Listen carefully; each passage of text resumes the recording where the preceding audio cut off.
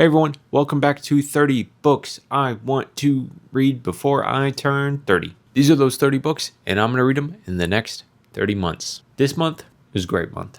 You know, I was struggling with the Brothers Karamazov the past couple months. This month, it was just a breath of fresh air. I went in knowing I was going to read a book that wasn't Dostoevsky, and it was just so freeing, so beautiful.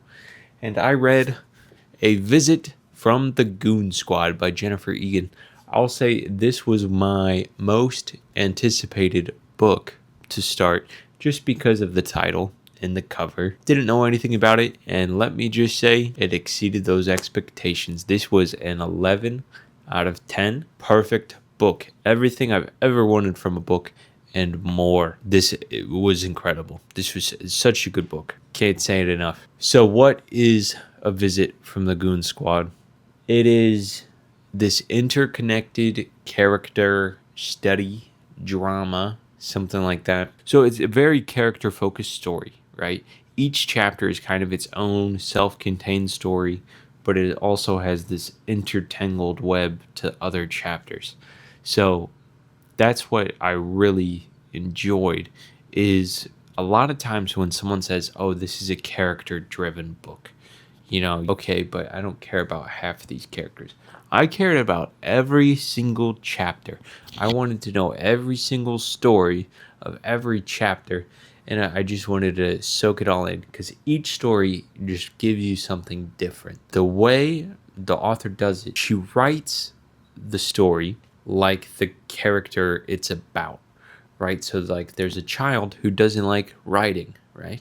So it's like all these characters wrote their own shit. She doesn't like writing, so she made a PowerPoint presentation for you to read from the perspective of the child. One of the chapters was like, you know, she did this, and I said, nuh-uh, no way. And then she said, blah, blah, blah, blah. And I said, you know, and there's people who talk like that. One of the chapters completely encapsulates it. I was just floored from start to finish. Every single chapter, I wanted to know what I was getting into. It was fantastic. This is the best book I've ever read. I had practically zero expectations going in. I had no idea what it's about. Just the way some things are put, the prose and everything, because the prose is different pretty much from chapter to chapter. And it just flows all so well in this one perfect novel. Now, the beauty of the prose of this novel just can't be understated. Let's go over an example of one of my favorite passages from this book that just perfectly encapsulates just the beauty of the writing. Benny had done several lines of coke and had been stricken with a severe, instantaneous need to empty his bowels. He'd been relieving himself on the can in what must have been, although Benny's brain ached to recall this, a miasma of annihilating stink when the unlockable bathroom door had jumped open, and there was Abby staring down at him. There had been a horrible, bottomless instant when their eyes met, then she'd shut the door. But why is it called A Visit from the Goon Squad?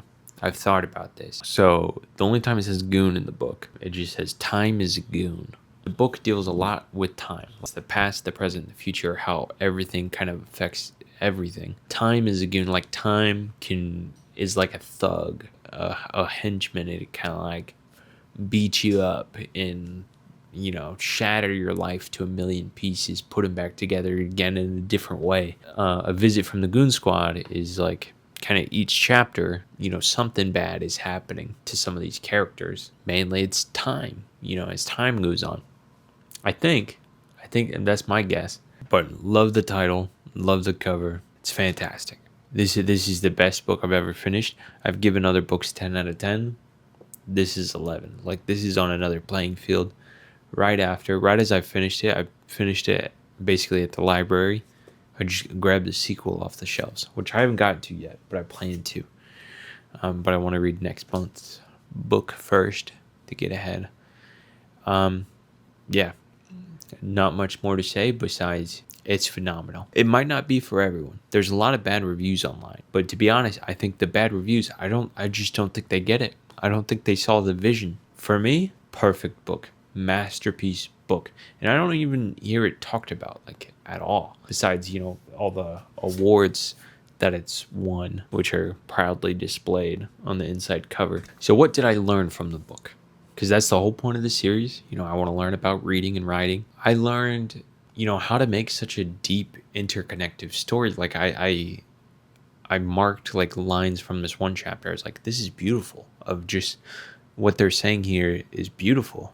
And then like 10 chapters later, you get a chapter from a different perspective of that same moment. I'm like, oh my God, you know, it was there the whole time. Like just planning stuff out. There's little details that are like sprinkled in these chapters, and it was just incredible. Like I don't think I could ever write on this level. I wish I could. This is a fantastic story. They're like short stories, so it's like, you know, how to do short fiction well. Like you only get a chapter with some of these characters, and you're like, yeah, what a memorable character that is because of the journey they go on in that chapter. There's also so many vocab words. There was 108 vocab words, so I don't feel like reading them all. I usually trip over if there's like 6 of them. I'm going to have my nerd-ass girlfriend just read them off to you. I'm not even going to put the definitions on the screen. I'm just going to leave them in the description. So if you're curious, like me, you can check them out there.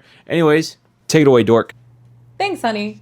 I went ahead and alphabetized these, so let's get ahead to reading them. Abasement, addled, ambivalent, amble, arduous, askance, assailed, atavistic, oriole, badinage, beseechingly, beset, blithe, brusquely, cacophony, capacious, caterwauling, chaste, chastened, chided, clandestine, contretemps, coterie, croupy, debauchement, deliquesced, deluged, demimonde, demurred, describing, desiccated, desultory, diminutive, dissident, doff, effete, epulence, errant, extorted, fastidiously, filigree, gird, guileless, heckless, harangued, hectoring, imperative, inanely, incredulous, indignation, indolent, inexorably, inoculation, innocuous, intoning, inviolable, irrevocability, jubilation, juddering, lassitude, macabre, majolica, malapropism, malodorous, masticated, miasma, misapprehension, nascent, paunchy, palimpsest, pique, platitudes, poignantly, potentate, poultice, prattle, pundits, rakish, rapt, reify, renunciation, salvis, sardonic, scrupulous, scrofulous, secrete, seersucker, sensate, sidled, sleuthing, sophistry, squalid, stuccoed, suffused, sumptuous, swarthy, stangied, terse, trepidation, tumult, ubiquitous, undulating, upheaval, veneration, vertiginous, vicissitudes, welter, winsome. Back to you, Rex. Wow. Thank you so much. You did so great. Everyone, round of applause. Thanks, dork. Here's everything else that I read this month. What did you read? What should I read next on the 30 before 30? What should I read in my free time? Thanks for watching all the way through. That's it. That's all I got for you. I'll see you next month. Peace out. It's gonna be a freak show. Come on, baby, come